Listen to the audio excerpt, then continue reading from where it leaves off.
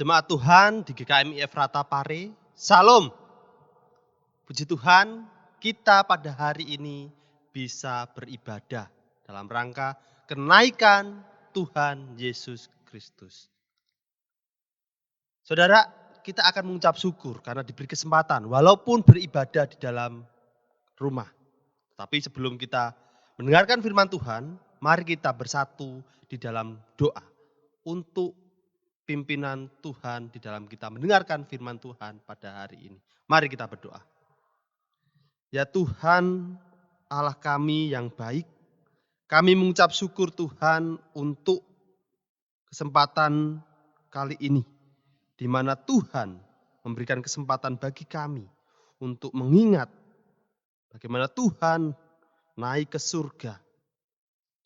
Ya Tuhan, pada kali ini kami akan mendengarkan firman-Mu. Dan biarlah Tuhan membuka hati dan pikiran kami, supaya kami bisa mendengar, merenungkan, dan mengimani apa yang kami dengar. Terlebih kami bisa memancarkan firman yang telah kami dengar ini. Tuhan juga pimpin hamba-Mu yang terbatas di dalam menyampaikan. Biarlah hamba-Mu yang terbatas ini bisa menyampaikan firman-Mu dengan baik dan kami bisa mengerti. Terima kasih Tuhan, terima kasih. Kami sambut firman-Mu dengan penuh ucapan syukur. Hanya di dalam nama Tuhan Yesus Kristus kami berdoa. Amin. Bapak, Ibu, dan saudara-saudara, pada kesempatan pagi hari ini, kita akan belajar dengan firman Tuhan. Dengan sebuah tema, kenaikan Tuhan Yesus Kristus, apa artinya bagi kita? Apa artinya bagi kita? Ini menjadi tema kita supaya kita mengerti kenapa kita beribadah, merayakan kenaikan Tuhan Yesus Kristus ke surga. Nah, tema ini kita ambil dari Alkitab kita di dalam Lukas 24 ayat 44 sampai 53. Saya akan membacakannya bagi Bapak, Ibu, dan saudara-saudara, dan biarlah saudara-saudara bisa menyimak pembacaan kita pada hari ini. Lukas 24 ayat 44 sampai 53. Ia berkata kepada mereka, inilah perkataanku yang telah kukatakan kepadamu ketika aku masih bersama-sama dengan kamu. Yakni bahwa harus digenapi semua yang ada tertulis tentang aku dalam kitab Taurat Musa dan kitab Nabi-Nabi dan kitab Mazmur. Lalu ia membuka pikiran mereka sehingga mereka mengerti kitab suci. Katanya kepada mereka, ada tertulis demikian, Mesias harus menderita dan bangkit dari antara orang mati pada hari yang ketiga. Dan lagi, dalam namanya berita tentang pertobatan dan pengampunan dosa harus disampaikan kepada segala bangsa, mulai dari Yerusalem. Kamu adalah saksi dari semuanya ini. Dan aku akan mengirim kepadamu apa yang dijanjikan Bapakku. Tetapi kamu harus tinggal di kota ini sampai kamu diperlengkapi dengan kekuasaan dari tempat tinggi. Lalu Yesus membawa mereka ke luar kota sampai dekat Betania. Di situ ia mengangkat tangannya dan memberkati mereka. Dan ketika ia sedang memberkati mereka, ia berpisah dari mereka dan terangkat ke surga. Mereka sujud menyembah kepadanya, lalu mereka pulang ke Yerusalem dengan sangat bersuka cita. Mereka senantiasa berada di dalam bait Allah dan memuliakan Allah. Amin. Demikian pembacaan firman Tuhan kita. Berbahagialah orang yang mendengar, merenungkan, dan melakukan firman itu di dalam kehidupannya. Nah, Bapak, Ibu, dan saudara-saudara yang terkasih, apa sih yang dirayakan dalam ibadah kenaikan Yesus Kristus? Apa sih yang dirayakan di dalam ibadah kenaikan Yesus Kristus? Sebuah pertanyaan yang mungkin sulit kita amati, sulit kita jawab. atau mungkin sudah kita jawab. Nah, tetapi hal ini berbeda dengan perayaan ibadah yang lain Bapak Ibu. Nah, kalau kita berbicara eh, ibadah Natal, apa sih ibadah Natal? Kita jelaskan jelas. Ibadah Natal adalah kelahiran Yesus Kristus. Lalu Jumat Agung, kematian Yesus Kristus. Paskah, kebangkitan Yesus Kristus. Lalu kenaikan Yesus Kristus apa? Ya kenaikan Yesus Kristus. Ya. Apa arti kenaikan Yesus Kristus itu Bapak Ibu bagi kita? Nah, Bapak Ibu kalau kita melihat dalam Natal kita bisa mengingat. Kita menyambut kedatangan Sang Juru Selamat kita. Itu kalau kita mengingat dalam ibadah Natal. Yaitu menyambut kedatangan Sang Juru Selamat bagi kita. Nah, Jumat Agung kita mengenang pengorbanan dan kematiannya bagi kita. Bagaimana ia mati di kayu salib, berkorban bagi kita. Dengan Paskah, kita mengenal kemenangan Yesus Kristus atas maut yang membebaskan dosa kita. Kita bisa mengingat itu di dalam Paskah. Tetapi apakah kita bisa mengerti apa makna daripada kenaikan Yesus Kristus? Apakah kita merayakan kepergian Yesus Kristus, Bapak Ibu? Wah, ini suatu yang aneh menurut kita, Bapak Ibu. Kepergian Yesus Kristus kok dirayakan? Ya kan? Kepergian kan bukannya itu suatu yang harus kita bersedih, berpisah atau bagaimana. Tetapi mengapa kita merayakan kenaikan Tuhan Yesus Kristus?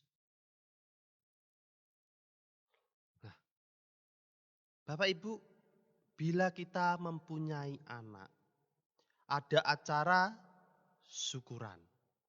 Kelahiran anak pasti kita ada syukuran. Bila kita naik pangkat atau pindah rumah atau promosi pekerjaan, ada acara-acara tertentu untuk mengucap syukur.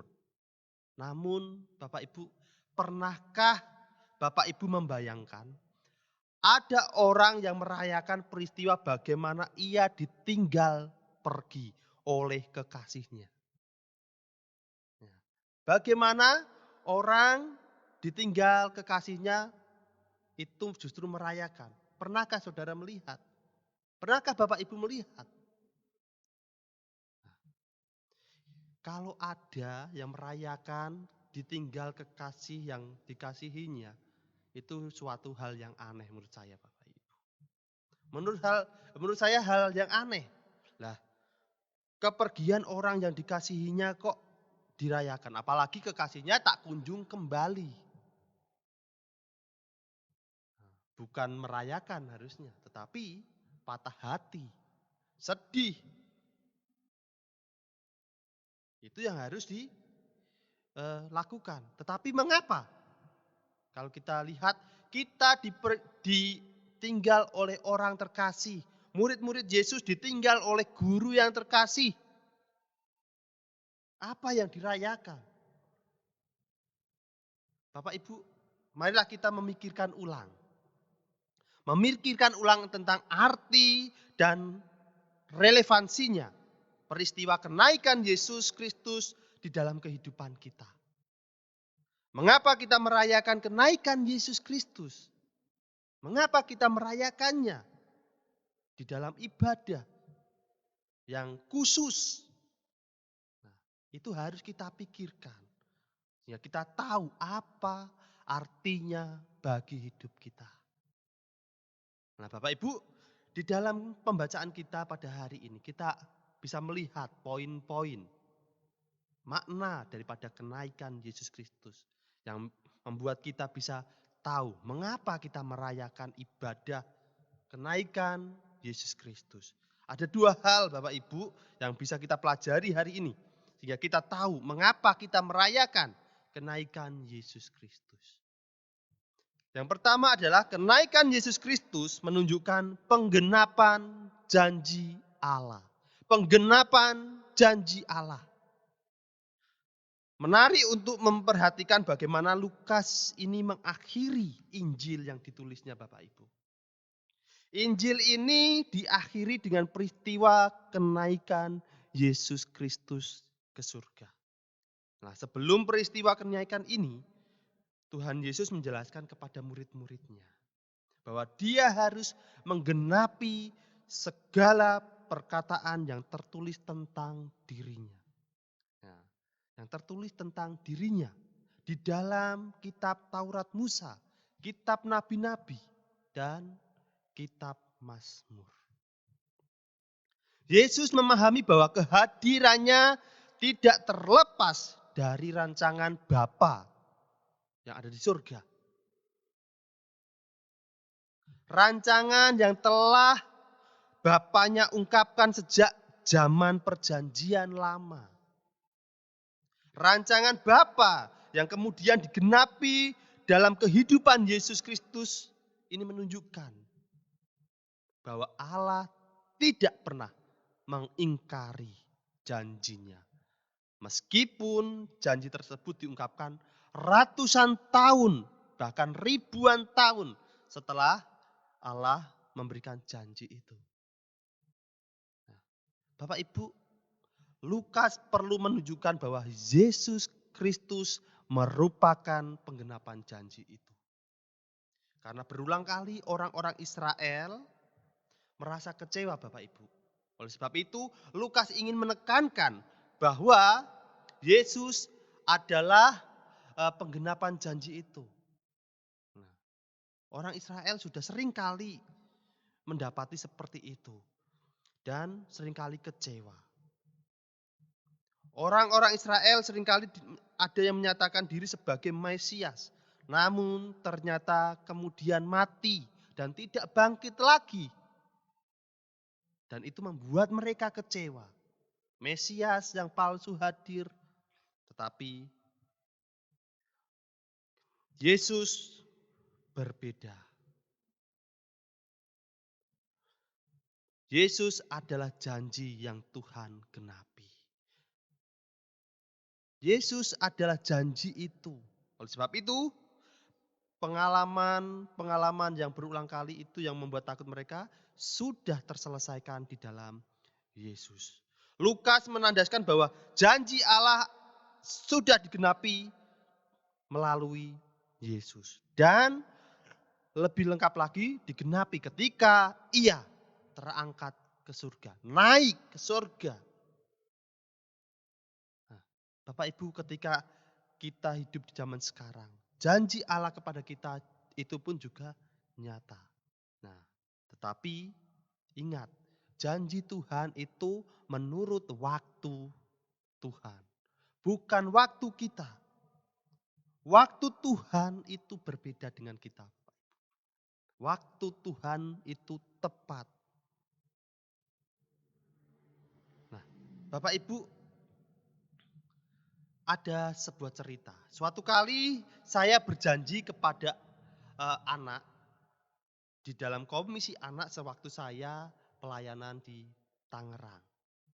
Nah, waktu itu saya berjanji di hari Minggu ketika selesai ibadah komisi anak tentunya.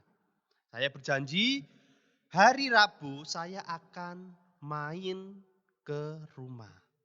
Saya akan main ke rumah Bapak Ibu. Ke rumah anak tersebut. Nah, anak itu senang. Saya akan main ke sana. Nah, Bapak Ibu tahukah? Anak itu malam hari telepon. Telepon kepada saya dan berkata begini. Kak, katanya mau main. Kok belum sampai ke rumah? Nah, Bapak Ibu, itu baru hari Minggu malam. Minggu malam. Saya menjawab, Dek, saya datang hari Rabu. Saya pasti akan datang ke sana hari Rabu. Nah, anak itu sudah menutup telepon. Nah, selang 1 hari, Bapak Ibu, anak itu telepon lagi. Hari Senin, telepon lagi.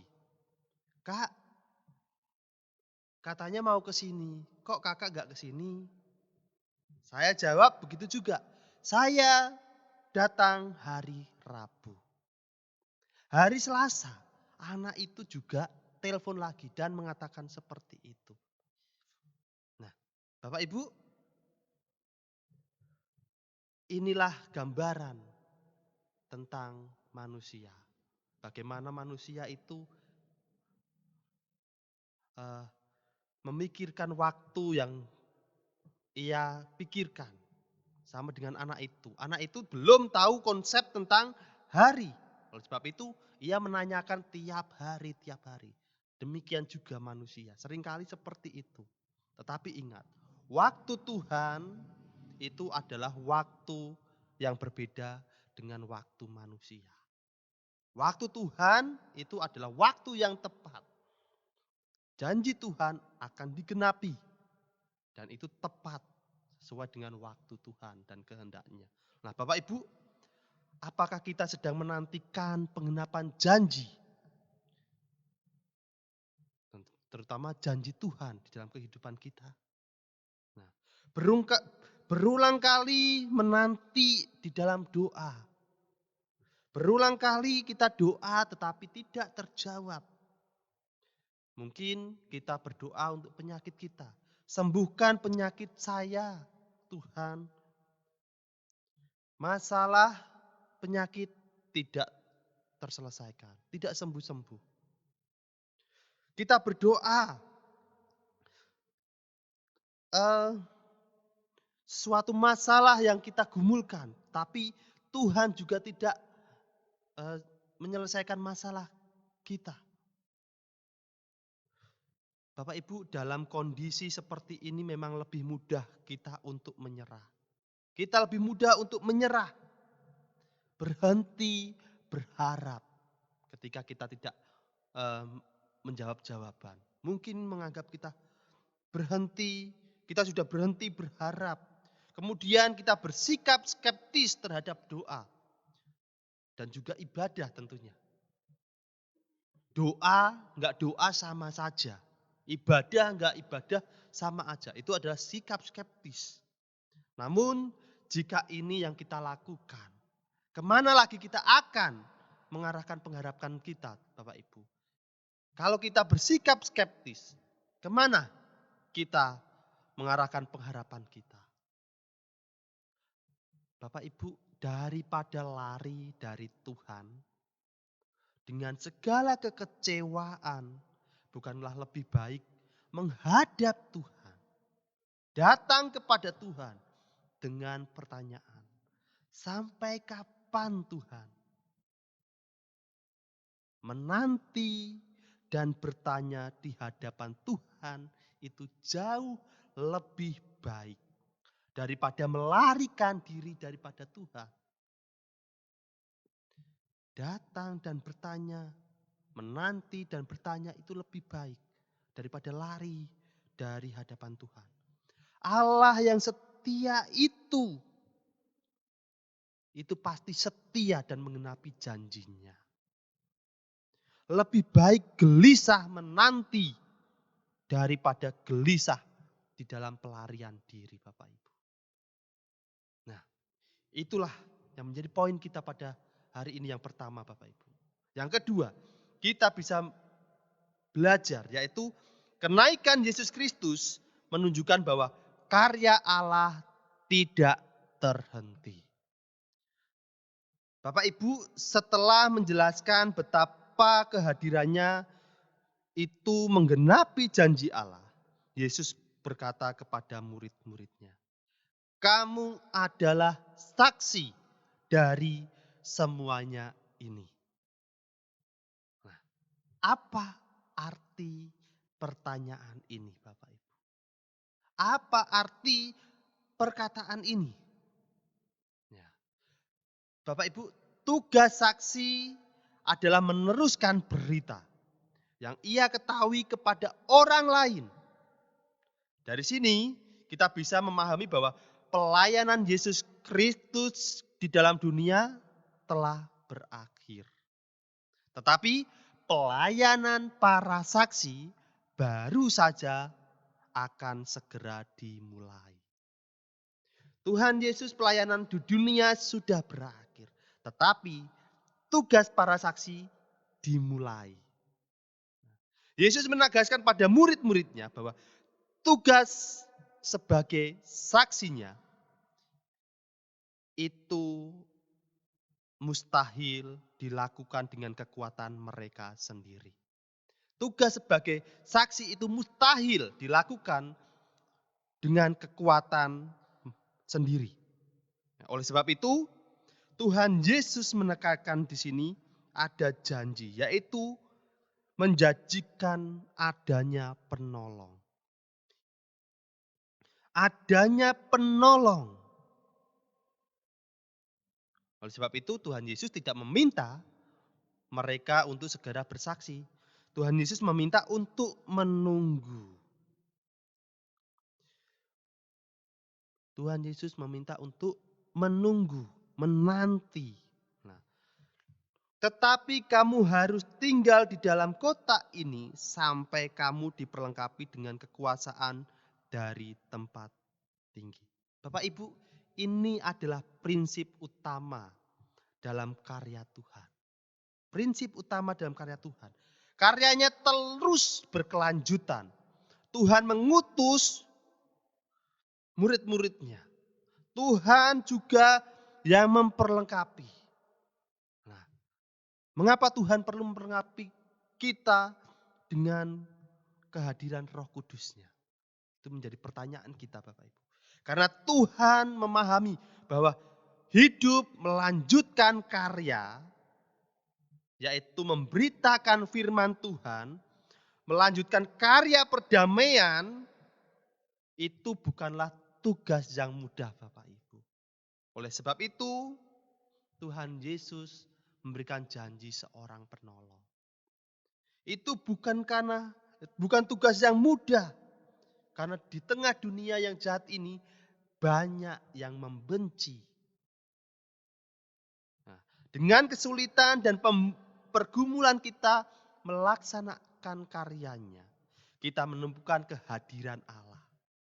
Nah, jadi undangan untuk meneruskan karyanya adalah undangan untuk mengalami kehadiran Tuhan di dalam diri kita.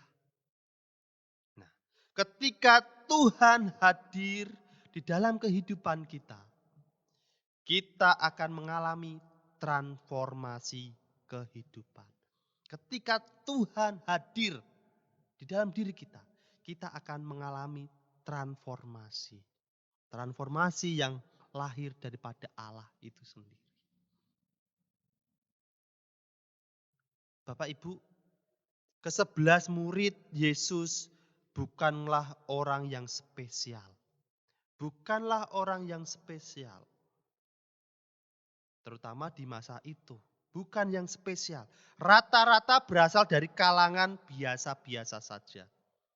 Nah, kecuali ada 2 orang yang terkemuka di dalam murid-murid Yesus seperti Lukas sang tabib dan juga Matius pemungut cukai. Mereka ada suatu kelompok yang bisa di atas sedikit daripada yang lainnya. Mereka yang lainnya adalah nelayan biasa. Akan tetapi apa yang biasa di mata manusia itu telah ditransformasi oleh Tuhan. Allah menjadikan orang-orang yang seperti ini untuk mengubah dunia. Mengubah dunia ini. Pelayanan mereka menjadi pelayanan yang luar biasa. Pelayanan menjadi tempat di mana mereka mengalami kuasa Tuhan. Kuasa yang pertama-tama mengubah kehidupan mereka. Dan kemudian mengubah dunia. Dan juga orang-orang yang ada di sekitar mereka. Nah, Bapak Ibu, jadi jangan bertanya, saya bisa apa? Saya bisa apa? Tapi yakinlah bahwa bersama Tuhan kita bisa melakukan apa saja. Kita bisa melakukan apa saja jika kita bersama Tuhan.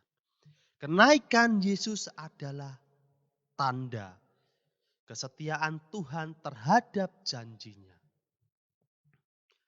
Nah, pertanyaannya, apakah kita juga berjuang untuk setia kepadanya?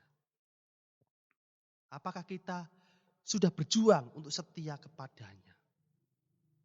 Kenaikan Yesus adalah tanda bahwa pelayanan Tuhan tidak berhenti. Apakah saat ini kita terlibat pelayanannya? Pertanyaannya seperti itu Bapak Ibu. Jikalau dua pertanyaan ini belum, mari kita berjuang bersama-sama untuk setia kepada Tuhan. Di dalam kondisi yang tidak mengenakan, tetap setia. Karena Tuhan setia akan janjinya. Dan mari kita juga terlibat di dalam pelayanannya. Melanjutkan sebagai saksi Kristus. Jemaat Tuhan, biarlah ini menjadi kekuatan bagi hidup kita dan kita bisa menjadi saksi-saksi Kristus yang benar. Mari kita berdoa. Ya Tuhan, terima kasih untuk firman pada hari ini. Tuhan telah mengingatkan kami apa makna, apa arti kenaikan Tuhan Yesus ke surga. Dan biarlah ini menjadi dasar iman kami Tuhan. Dan biarlah kami bisa merayakan kenaikan Tuhan Yesus ini dengan makna yang benar. Tuhan Yesus, pimpin kami selanjutnya ketika kami menjadi saksi Tuhan di dunia ini. Pimpin kami melalui Roh Kudus, karena kami sadar juga Tuhan, tanpa pimpinan-Mu kami tidak akan bisa melakukan dengan benar. Terima kasih Tuhan, terima kasih.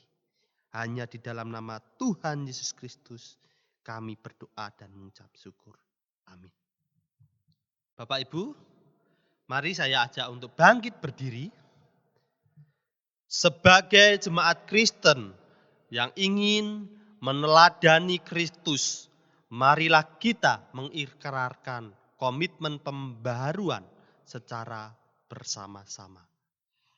Aku bersaksi bahwa tidak seorang pun dapat sungguh-sungguh mengenal Kristus kecuali ia yang mengikutinya setiap hari dalam kehidupan.